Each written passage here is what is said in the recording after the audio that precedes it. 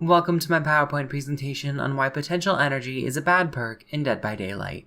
Potential energy can be triggered while you're repairing a generator. Once activated, repair progression stops. For every 1% of a generator you repair, potential energy gains 1 token, up to a maximum of 20 tokens. During this active window, failed skill checks reduce your token count by 20%. Once you hit the token cap, the active window ends and repairs resume as normal. At any point while you have tokens, you can consume all of them to progress any generator you repair by 1% per token. If you lose a health state while potential energy has tokens, all tokens are lost. Potential energy has to be one of the biggest nothing burgers of a perk behavior has ever cooked up. Essentially, potential energy allows you to store generator progress in the perk to expel later. This perk was originally designed during the dreaded Overbrine meta in which killers could hold 3-gen situations for a very long time. This was before the generator kick limit was in place, so with the right builds and circumstances, the killer could essentially hold the game hostage until the server literally timed out.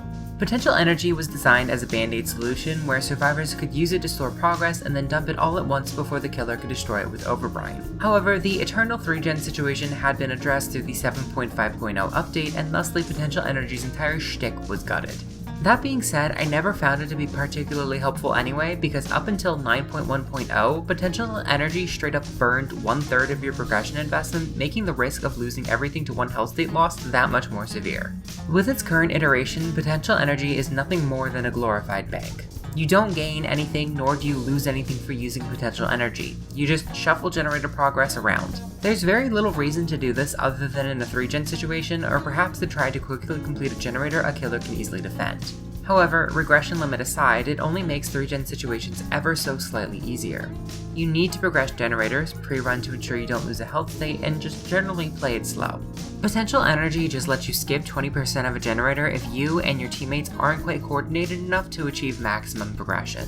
As for trying to rush a tough generator, efficiency is lost as you run from a safe generator to that risky generator, so that doesn't help as much. Another issue of the perk is that it does not allow partial storage. Once you begin to store progress, you must either build tokens all the way to the cap or expend what you currently have. You can't build up 10 tokens and then resume repairs. It's not super important, but the flexibility could be useful in certain situations. The other major risk is that tokens can be lost if the killer chases you off the generator. That is a huge risk, and your charges are safer in the generator. To its credit though, you can activate potential energy on a generator without progress and essentially repair it to 20% without making noise. If you position yourself out of sight, the killer may not notice you repairing if they approach a generator to see if it's making noise. It's not super useful, but by god it's funny when it works. Eat your heart out, technician. Potential energy was quite a progress to rework.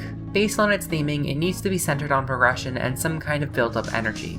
However, simply reworking it to acquire fewer charges to build tokens would just lead it to being a progression speed bonus with more steps and risk getting out of hand real fast. We already saw this once with the toolbox exploit, and we really don't need to see it again.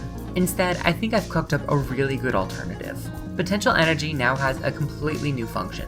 When triggered on a solo generator, progression resumes as normal instead of stopping, but the survivor now faces continuous skill checks like that of Merciless Storm. For each success on these continuous skill checks, potential energy earns 1 token. When another survivor joins that generator, you end the active ability or you hit the token cap, the continuous skill checks end.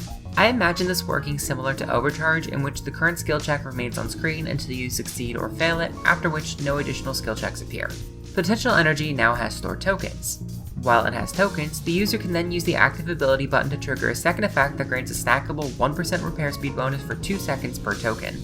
In other words, if you have 15 tokens, you gain a 15% repair speed bonus for 30 seconds. If you fail a continuous skill check, all tokens are lost and the generator becomes blocked for 2 seconds per token lost. If you have tokens and lose a health state, all tokens are lost. In all cases, losing tokens triggers a cooldown of at least 60 seconds. To summarize, you can willingly endure continuous skill checks to earn a temporary repair speed bonus at risk of blocking the generator. The gains and the risk increase the more skill checks you hit. The perk goes on cooldown after you use the repair bonus or after the generator becomes unblocked, and you lose any tokens you hold when you take damage. I know this is a big wall of text, but it's really not that complicated. There's just a lot of stipulations to clarify. This retains the theming of potential energy and having stored power that the survivor can command at will.